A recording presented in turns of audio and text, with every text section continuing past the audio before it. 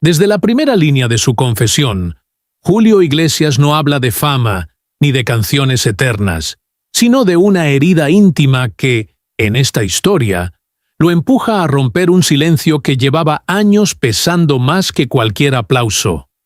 El punto de partida es brutal. La sospecha de una traición doméstica y la duda corrosiva sobre la sangre que une a una familia. En este relato, la figura de Miranda Reinsburger aparece envuelta en un halo de distancia y preguntas sin responder, como si el hogar que parecía estable se hubiera construido sobre un suelo que cruje de repente. La escena inicial no ocurre en un escenario iluminado, sino en una habitación en penumbra. El cantante, acostumbrado a dominar multitudes, se enfrenta a un papel, a documentos, a miradas esquivas. La revelación llega sin música de fondo, palabras frías, fechas, silencios. En esta ficción, Julio confiesa sentirse engañado, no por un instante, sino por un tiempo prolongado que erosiona la confianza día a día. La idea de haber cuidado, protegido y amado a niños que tal vez no comparten su sangre se convierte en un nudo que aprieta la garganta. Una pregunta que no busca culpables inmediatos, sino sentido. El relato avanza con un ritmo lento, casi contenido. No hay gritos, hay pausas. Julio recuerda gestos cotidianos, desayunos, cumpleaños, viajes, promesas dichas en voz baja. Cada recuerdo se vuelve ambiguo cuando la duda se instala. ¿Cuánto de lo vivido fue verdad? ¿Cuánto fue una representación? En esta historia, la traición no es solo un acto, sino una grieta que atraviesa los años y obliga a reinterpretarlo todo. La decisión de separarse, 5 años de matrimonio, se repite como un eco. No surge de un impulso, sino de una acumulación de señales. El artista describe la caída no como un derrumbe repentino, sino como un cansancio profundo, un darse cuenta tardío de que el amor también puede convertirse en un escenario vacío. La prensa, los rumores, las voces externas quedan fuera. Aquí solo importa la intimidad de un hombre que, por primera vez, admite sentirse derrotado por una verdad que no controla. A medida que la narración se desarrolla, el conflicto central se afila. La paternidad entendida no solo como biología, sino como vínculo, cuidado y presencia. Julio se pregunta si la sangre define el amor, o si el amor puede sobrevivir a la ausencia de sangre. En esta ficción, esa pregunta no encuentra respuesta rápida. Se queda flotando, incómoda, obligando al lector a acompañar la duda. El tono se vuelve más introspectivo. El cantante reconoce que su silencio fue una forma de protección, quizá de negación. Hablar ahora, en esta historia, no busca venganza ni absolución, sino dejar constancia de una fractura que cambió su manera de mirar el pasado. La separación se presenta como un acto de supervivencia emocional, una retirada necesaria para no perderse del todo. Y mientras el relato sigue avanzando, las palabras se vuelven más escasas, más densas. La verdad, una vez nombrada, no alivia de inmediato. Pesa. La pregunta sobre lo que viene después queda suspendida, como una nota que no resuelve, como un acorde que se mantiene en el aire. En esta continuación, Julio Iglesias ya no es el icono distante que el mundo cree conocer. Es un hombre que camina descalzo por los pasillos de una casa demasiado grande, donde cada paso resuena como si el silencio tuviera memoria. Las luces permanecen apagadas incluso de día.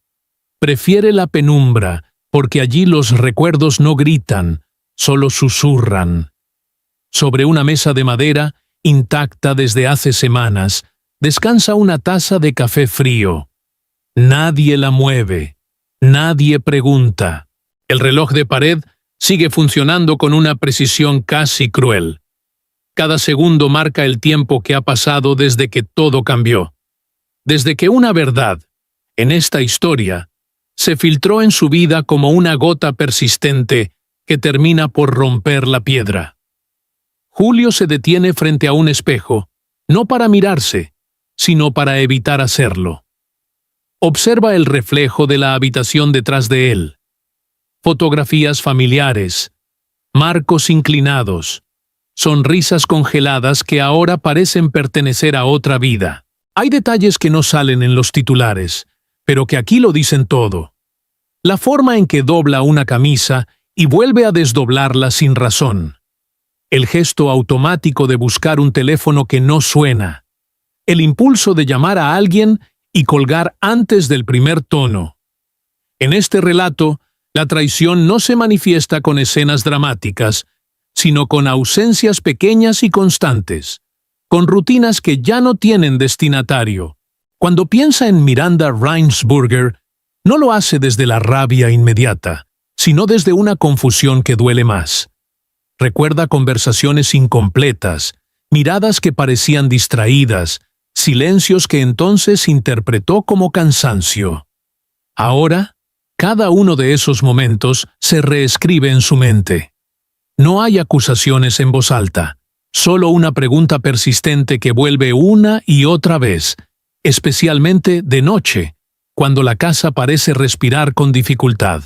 La paternidad, ese rol que asumió con entrega, aparece como el núcleo más sensible. Julio recuerda manos pequeñas aferrándose a la suya, voces infantiles llamándolo por su nombre, no por su fama. En esta historia, la duda sobre el origen biológico no borra el peso emocional de esos años, pero sí introduce una grieta que lo obliga a replantearlo todo. Se sienta en el borde de la cama, cierra los ojos y por un instante el lector puede sentir el mismo vértigo, la sensación de haber construido una identidad sobre certezas que ya no lo son. Los objetos se convierten en testigos mudos. Una guitarra apoyada en la esquina, sin afinar, como si también hubiera decidido guardar silencio. Un cuaderno con letras inacabadas, frases tachadas, intentos de decir sin decir. Julio pasa los dedos por el papel, deja una marca leve, casi invisible. No escribe para el mundo, escribe para no desmoronarse. A lo largo del día, evita llamadas, entrevistas, cualquier contacto que lo obligue a explicar.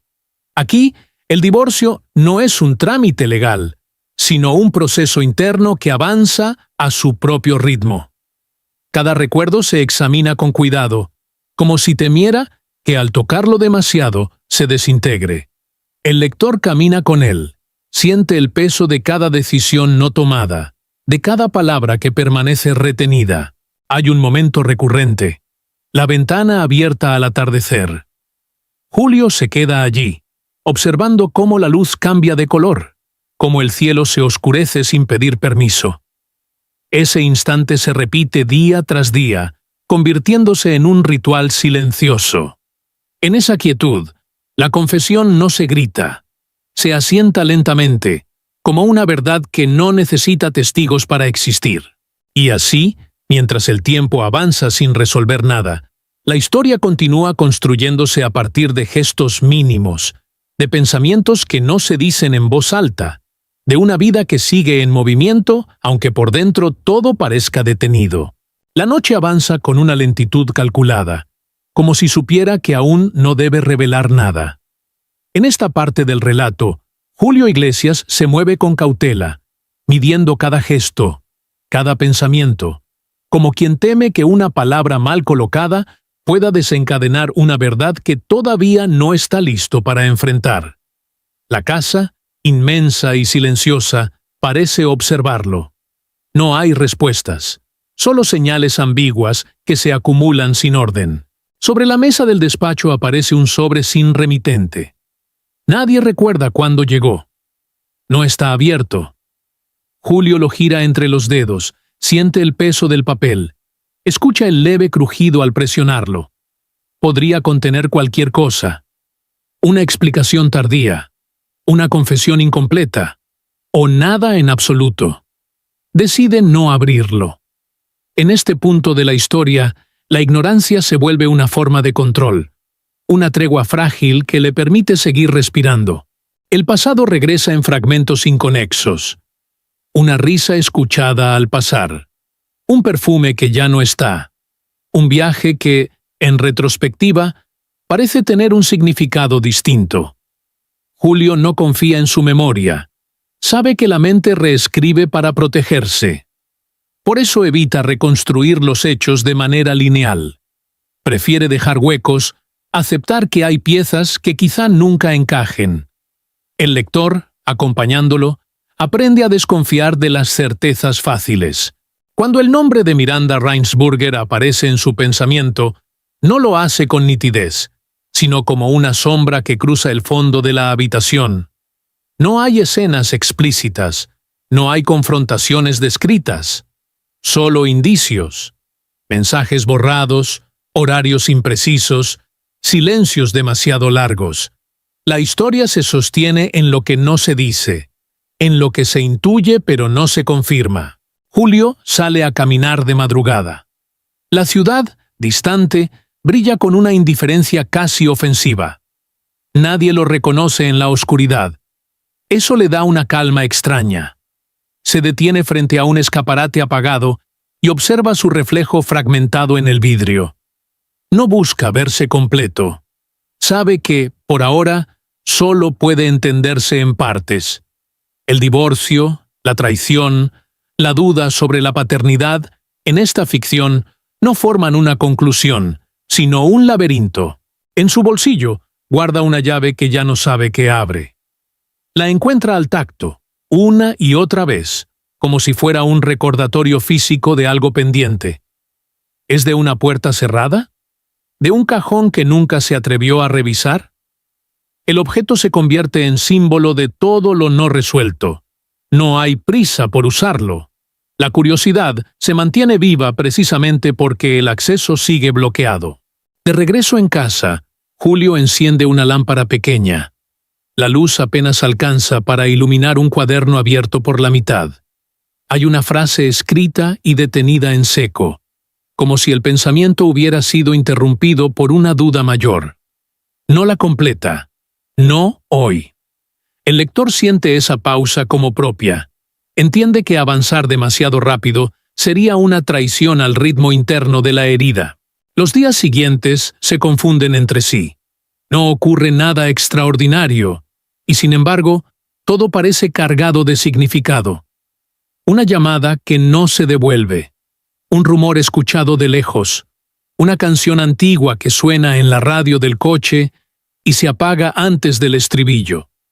Cada interrupción refuerza la sensación de que la verdad se mueve, esquiva, siempre un paso más adelante. Así, la historia se mantiene suspendida, alimentándose de detalles mínimos y silencios prolongados. Nada se explica del todo, nada se cierra. Y mientras Julio continúa caminando dentro de ese espacio intermedio, entre lo que cree saber y lo que teme descubrir, el lector permanece allí con él, atento, esperando, consciente de que lo más importante aún no ha sido dicho. La madrugada llega sin anunciarse, y en ese borde impreciso entre la noche y el día, Julio Iglesias permanece despierto, sentado en un sillón que ya conoce el peso exacto de su cuerpo. No enciende la radio. No busca noticias. Prefiere escuchar cómo el aire se cuela por la ventana entreabierta, cómo las cortinas se mueven apenas, como si alguien respirara del otro lado. La casa no duerme, solo espera. Hay cosas que deciden no tocar. El sobre sigue sobre la mesa, ligeramente desplazado, como si hubiera cambiado de lugar por sí solo. Julio lo observa de reojo y luego aparta la mirada. Sabe que abrirlo no garantiza claridad. A veces, leer es otra forma de perderse. La ambigüedad, en este punto, se ha vuelto una compañera menos cruel que la certeza. Camina hasta la cocina y sirve agua en un vaso alto. El sonido del líquido al caer lo devuelve al presente. Bebe despacio. En el vidrio, su reflejo se duplica y se deforma. No intenta corregirlo. Acepta que así se ve ahora, fragmentado, incompleto, en transición. Piensa en el tiempo, en cómo puede estirarse o comprimirse según el recuerdo que lo ocupe. Hay días que parecen años. Hay años que se sienten como un parpadeo. Cuando el nombre de Miranda Reinsburger cruza su mente, no trae una imagen fija. Es más bien una sucesión de gestos inconclusos. Una puerta que se cierra con cuidado, una frase interrumpida, una risa que se apaga antes de tiempo. No hay reproches articulados, solo la sensación de que algo quedó dicho a medias y de que quizá siempre fue así. Se acerca al ventanal. La ciudad comienza a aclararse, pero no del todo. Las luces aún no se apagan por completo. Conviven con el primer brillo del día. Ese cruce le resulta familiar. Se queda allí, con las manos apoyadas en el marco frío, y piensa en las decisiones que no se anuncian como decisiones, en los cambios que llegan disfrazados de rutina. No sabe si este amanecer marca un comienzo o una pausa prolongada. En una habitación contigua, la guitarra permanece en silencio. Julio no la toca. A veces cree escuchar una vibración mínima, como si las cuerdas respondieran al movimiento del aire. O tal vez es su imaginación, empeñada en encontrar señales donde solo hay quietud. Se permite dudar. Dudar, al menos, no exige respuestas inmediatas. El día avanza con una normalidad engañosa. Llamadas entran y salen sin ser atendidas. Mensajes se quedan sin leer. El mundo exterior insiste, pero él mantiene una distancia prudente. No se esconde, simplemente camina a otro ritmo. La separación, el quiebre, la verdad incompleta, todo eso existe, pero no se ordena en una línea recta. Permanece disperso, como piezas sobre una mesa que nadie se apresura a encajar. Antes del mediodía, Julio vuelve al despacho.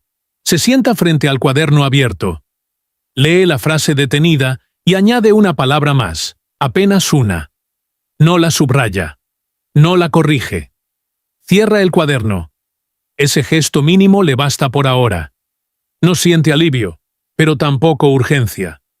Aprende que hay procesos que no avanzan, se sedimentan. Al caer la tarde, la luz regresa al tono dorado del día anterior.